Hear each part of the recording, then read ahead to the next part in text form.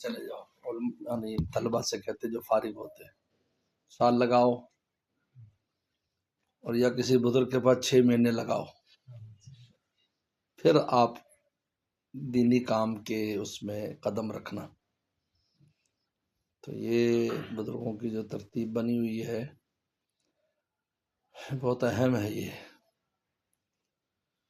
کیونکہ جس طریقے پر ڈاکٹر 5 سال پڑھنے کے بعد 1 سال تربیت کے لیے لگاتا ہے بڑے ڈاکٹر کے ساتھ، اور وکیل بننے کے بعد 1-2 سال بڑے وکیل کے چیمبر میں کام کرتا ہے، پھر اس کو جو پڑھا ہوا ہے وہ اس کے اندر آ جاتا ہے۔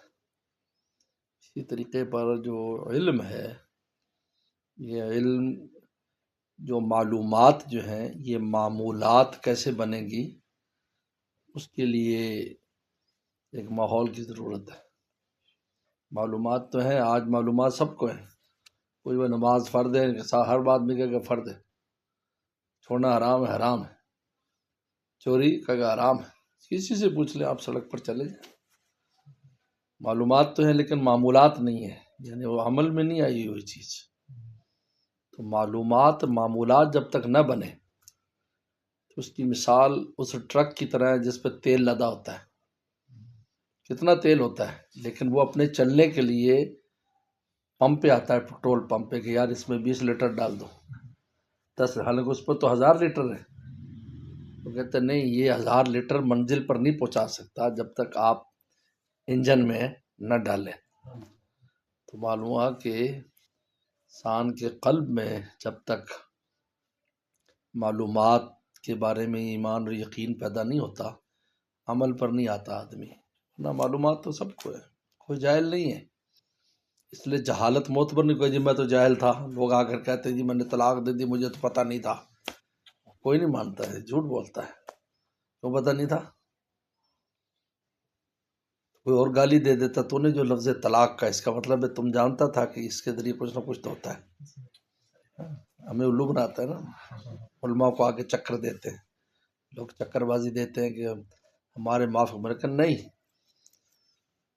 دنیا میں کسی ملک میں آپ رہیں اور آپ کہیں جی مجھے قانون پتہ نہیں تھا تو آپ کی معافی نہیں ہوگی، کہتے نہیں بتاتے تو پتہ کرنا تھا نا، خیر قانون کے تم دبئی کے قانون کو جاننا چاہیے تھا پھر دبئی آنا تھا، کیوں آیا ایسے؟ وہ کہا جی مجھے پتہ نہیں تھا، میں تو نیا سڑک پر آیا ہوں کہ لال بتی پر روکنا ہے، مجھے نہیں پتہ ہے، وہ معاف کر دے گا سارجنٹ، وہ جرمانہ لگائے گا۔ تو آج معلومات سب ہیں، بہت زیادہ پہلے لوگوں سے زیادہ معلومات ہیں، لیکن معمولات نہیں ہیں، عمل میں نہیں ہے وہ چیز، کیونکہ عمل پر لانے کے لیے انسان کے قلب کی طاقت چاہیے، جسم کی طاقت سے عمل نہیں ہوتا، قلب کی طاقت سے ہوتا ہے۔ پہلوان 100 صبح فجر میں ایسے 100 دفعہ کرتا ہے، ڈنڈ بیٹھک لگاتا ہے، تو بہت طاقت ہے جسم میں، 2 رکعت نماز نہیں پڑھ سکتا، اگر 2 رکعت تو زیادہ آسان ہے نا کرنا، وہ نہیں پڑے گا، وہ فجر سے پہلے آ کر اکھاڑے میں مشق کرے گا، ڈنڈ بیٹھ کے کرے گا، مالک کہ جسم میں طاقت ہے، اس کے دل میں طاقت نہیں ہے، اگر قلب میں طاقت ہوتی تو وہ 2 رکعت کا بوجھ اٹھا سکتا ہے، نہیں اٹھا سکتا۔ انہا لکبیرہ، نماز بہت بھاری ہے، الا علی الخاشعین، مگر جن کے دل میں خشوع ہے، خشوع کا تعلق قلب کے ساتھ، انسان قلب میں خشوع ہوتا ہے، تو قلب کی قوت جتنی مضبوط ہوتی جائے گی اتنا آپ کے لیے عمل آسان ہوتا جائے گا۔ اتنے پہلے زمانے میں 100 رکعت پڑھ لیتے تھے، کو 50 پڑھ لیتا تھا، وہ رات کو بڈھا ہے وہ پڑھ رہے ہیں۔ ہمارے ایک استاد تھے سید انور شاہ کشمیر رحم اللہ کے شاگرد تھے، مولانا ادریس صاحب میرٹھی، اتنے بوڑھے تھے، ہم نے جب ان سے پڑھا دورے دی، اتنے بوڑھے تھے کہ وہ پاؤں اٹھا نہیں سکتے تھے، وہ ایسے چلتے تھے، ایسے، اور مغرب کے بعد اوابین کے نفل عشاء تک پڑھتے رہتے تھے کھڑے ہو کر، مولا چل نہیں سکتے، ایسے پاؤں اٹھا کے نہیں چل سکتے، اتنے بوڑھے ہو گئے تھے، ضعیف ہو گئے تھے، ان کے قلب میں طاقت تھی، جسم میں نہیں لیکن قلب میں ہے، زیادہ مغرب عشاء ہو جاتی، عشاء میں وہ ادھر کھڑے، پھر عشاء اذان ہو جاتی، پھر عشاء کی نماز پڑھ کے گھر جاتے تھے، مغرب میں آتے اور عشاء پڑھ کر جاتے۔ تو معمولات قلبی قوت سے، اور قلب کی قوت کے لیے ماحول کی ضرورت ہوتی ہے، اس لیے وہ یزکیہم، ہمارا نبی دلوں کو پاک کرتا ہے۔ تزکیہ اصل میں قلب کی قوت کا نام ہی ہے، تزکیے سے دل میں قوت پیدا ہوتی ہے، پھر آدمی آسانی سے اس عمل کو کر لیتا ہے۔ نہ دیکھنے میں آسان ہے لیکن حقیقت میں آسان، کلمہ طیبہ لا الہ محمد رسول اللہ آسان ہے نا، اگر اتنا آسان ہوتا پوری دنیا پڑھ لیتی، لیکن نہیں، معلوم کہ اللہ کا نام زبان پر لانا بھی آسان نہیں ہے،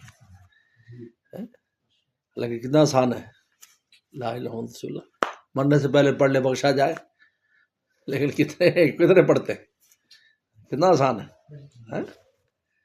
میں نے ایک کتاب پڑھی جس میں 100 ایک ہسپتال کے ڈاکٹر نے لکھی، دیندار ڈاکٹر تھا، 100 اموات کا حالات لکھے، 100 آدمی مرے، ایک ایک کا لکھا، یہ وکیل مرا، یہ جج مرا، ڈاکٹر مرا اس کے اسپتال میں، 100 میں سے 2 نے کلمہ پڑھا صرف، ایک حافظ قرآن تھا اس نے مرنے سے پہلے کلمہ پڑھا، اور ایک اپنے ماں کا خادم خدمت گزار تھا، کہ بیوہ ماں تھی وہ خدمت کرتا تھا، اس نے مرنے سے پہلے کلمہ پڑھا، 98 نے کلمہ نہیں پڑھا، وہی بات کرتے رہے، ڈاکٹر ہے تو ڈاکٹری کی باتیں کرتے کرتے مر گیا، وکیل اپنی باتیں، جج اپنی، دکاندار اپنی، یعنی وہی کہتا رہا۔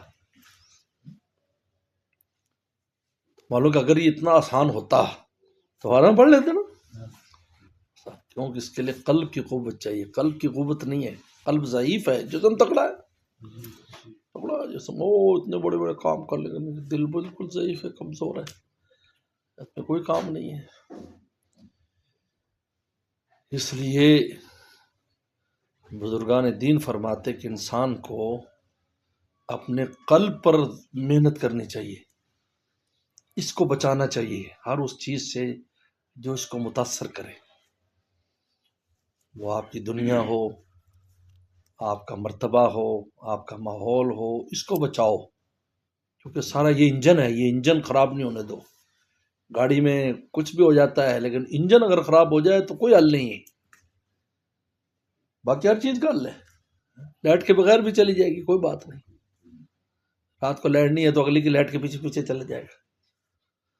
بارش ہو رہی ہے ایک دفعہ، مجھے یاد ہے میں سفر کر رہا تھا، تو کیونکہ جس طرح کے حالات آج کل اس طرح، اس سے بھی زیادہ خراب تھے حالات ملک میں، تو ایک بالکل گاڑی پیچھے پیچھے ہمارے، یار بارش بہت ہو رہی تھی، بالکل پیچھے پیچھے پیچھے پیچھے، تو میں نے ساتھی سے کہا یار یہ اچھا معلوم نہیں ہو رہا ہے، بالکل پیچھے پیچھے ہمارے آ رہا ہے، اور اوپر بارش کا ماحول ہے کہ رک بھی نہیں سکتے۔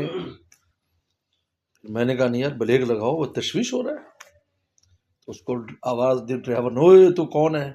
وہ کہتے یار میرے پر وہ نہیں ہے، کیا کہتے وائپر نہیں ہے اصل میں، تو اس لیے میں آپ کی گاڑی کے پیچھے پیچھے آ رہا ہوں، کیونکہ وائپر نہیں ہے تو مجھے پتہ نہیں ہے، لیکن آپ کی لائٹ دیکھ کر میں آ رہا ہوں، تو تشویش نہ کریں، میں فلاں جگہ کا فلاں آدمی ہوں۔ حل نکل آیا، لیکن اگر انجن خراب ہے، اس لیے کہتے ہیں کہ دل کی حفاظت کرے، یہ اس میں اس کو صرف دین اور اللہ کے لیے رکھے، اس میں غیر اللہ کو نہ آنے دے، ورنہ وہ اس کی قوت خراب کر دے گا۔ ہر چیز کی قوت کے طریقہ دیکھو، یہ آنکھ ہے نا، اس کی قوت کس سے؟ اچھے منظر سے، کہتے سبز چیزیں دیکھو، صبح وہ کرو ہے۔ کان کی قوت کس سے آتی ہے؟ اچھی بات سننے سے۔ پیٹ کی قوت اچھا کھانا کھانے سے۔ سر کی قوت مالش والش کرتے تو سر کی قوت آتی۔ دل کی قوت اللہ کی ذات سے، یاد رکھو، اور کسی چیز کے لیے نہیں، اللہ نے اپنے لیے بنایا ہے، اس لیے کلمہ یہاں رکھا، قرآن یہاں رکھا، یہ رکھا نا، کنجی کہاں رکھی؟ یہ رکھی، قرآن یہاں رکھا، یہ جو ڈبہ ہے یہ اللہ نے صرف اپنے لیے بنایا ہے، لہذا اس کی قوت اللہ کے نام سے ہے، اور کوئی چیز آئے گی اس کو کمزور کرے گی۔ آنکھ سے اچھا منظر نہیں دیکھو گے، آنکھ کمزور ہوگی، نہ تو چمک زیادہ پڑ جائے، آنکھیں چدیا جاتی، دیکھ کے نہیں کھاپٹ دیتی۔ کان میں ایسی خر خر کی آواز انسان سنتا رہے یا دھماکے کی آواز سنتا رہے، کان کام کرنا ختم کر دیتے ہیں۔ تو معلوم ہوا کہ اللہ نے جو اعضاء بنائے ہیں ان کی جو قوت جس چیز سے ہے وہ اسی سے قوی رہتے ہیں، اس کے علاوہ کچھ سے ضعیف ہوں گے۔ اچھی خوراک نہیں کھائے گا تو کمزور ہو جائے گا، معدہ خراب ہو جائے گا۔ اسی طرح اگر قلب میں غیر اللہ آئے گا دل کمزور ہے، کیونکہ دل اللہ نے اپنے لیے بنایا ہے۔ آپ نے فرمایا ایک ٹکڑا ہے تمہارے جسم میں، حدیث میں آتا ہے کہ جو ٹکڑا ایسا ہے کہ اگر وہ سدھر جائے تو پورا جسم سدھر جائے، اگر وہ خراب ہو جائے تو پورا جسم خراب ہو جائے۔ یہ اس لیے تفسیر عزیزی میں لکھا ہے شاہ عبدالعزیز محدث دہلوی رحمہ اللہ نے کہ آدم السلام کے جب پتلا بنایا گیا تو فرشتے نے بھی دیکھا اللہ نے کہ نئی مخلوق پیدا کر رہے ہیں اور بڑی خوبصورت مخلوق، اور اپنے ہاتھ سے اللہ تعالیٰ نے اس کے پتلے کو بنایا۔ اگلی ما خلقت بیدیہ، اللہ نے اپنی قدرت خاص سے ان کو بنایا۔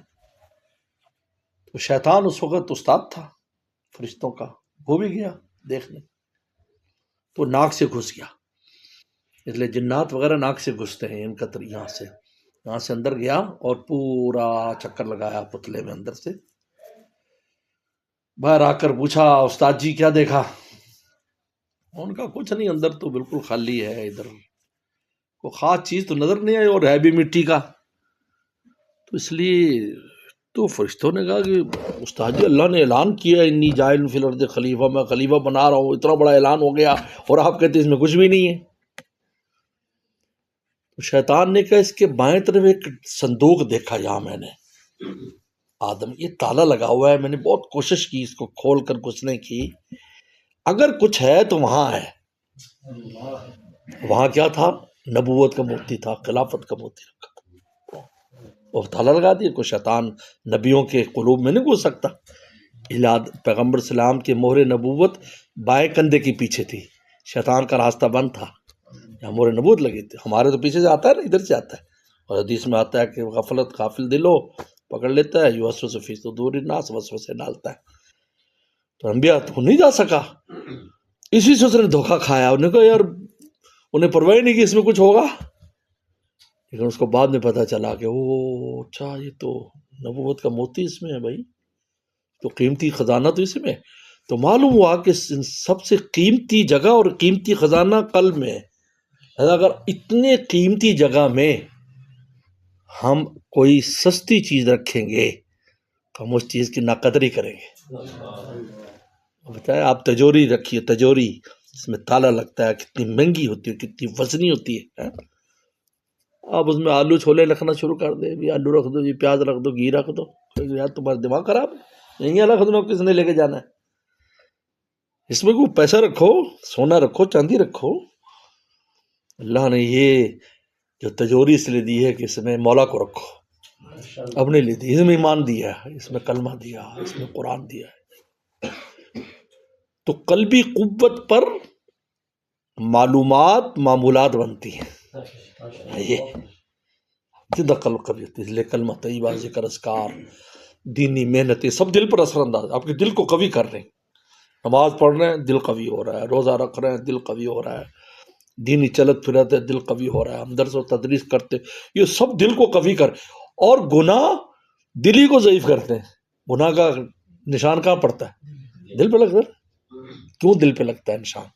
یہ کہ وہ بھی دل پر اثر انداز ہے۔ حدیث شریف میں آتا ہے، سبحان اللہ، ایک حدیث ہے مسلم شریف کی، کہ حدیث میں آتا ہے کہ کالا دھبا لگتے لگتے پورا دل جب سیاہ ہو جاتا ہے تو اس کو غلاف میں بند کر کے مہر لگا دیتے ہیں، پھر قیامت تک اس کو کچھ سفید نہیں کر سکتا۔ اور ایک آدمی دل کو سفید کرتا رہتا ہے، ہر نیکی کی سفید، تو اتنا سفید ہو جاتا ہے کہ پھر اس کو بھی بند کر کے محفوظ کر دیتے ہیں، اب اس کو کوئی کالا نہیں کر سکتا۔ دونوں جگہ حدیث میں، دونوں مسلم شریف کی حدیث میں دونوں کا بیان ہے کہ اتنا جب بالکل سفید ہو جائے گا، نور سے بھر جائے گا، اب اس کو کالا نہیں ہونے دیں گے۔ حدیث شریف میں آتا ہے جب میں کسی بندے سے پیار کرتا ہوں تو میں اس کو غیر اللہ سے ایسے بچاتا ہوں جس طرح تم اپنے بیمار کو اس سے بچاتے ہو، پانی سے بچاتے، میں ایسے اس کی حفاظت کرتا ہوں، وہ کہیں جانے دیتے ہوں، اس کے اوپر رکھتے، ہر وہ نگرانی میں رکھتے ہیں اپنے۔ حدیث میں آتا ہے کہ وہ میں اس کی آنکھ بن جاتا ہوں، اس کی زبان، اس کا ہاتھ، کیا مطلب ہر کام اب میری مرضی سے کرتا ہے۔ آنکھ میں اٹھائے گا تو میری مرضی سے، بولے گا تو میری مرضی سے، چلے گا تو میری مرضی سے، اور اگر گناہ کے داغ لگتے رہے تو پھر جب بہت آگے بڑھ جاتا ہے ختم اللہ علی قلوبہم، اب اس کو کوئی پھر دنیا میں پیغمبر اسلام کی ذات اقدس دعوت دینے والی انذرتم لم تنذروا لا یؤمنون، اے اللہ کے نبی آپ بھی اگر ان کو ڈرائیں ایمان لانے والے۔ تو بہرحال چند باتیں آپ لوگوں کی محبت میں نے سنا دی۔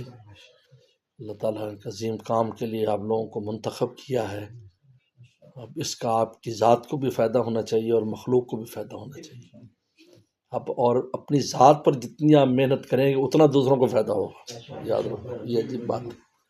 یہ مولانا جلال الدین رومی فرماتے ہیں نفس خودرا کچھ جہان زندہ کن، تو اپنے نفس کو اگر مار لے تو تیرے ذریعے ایک جہان زندہ ہو جائے گا۔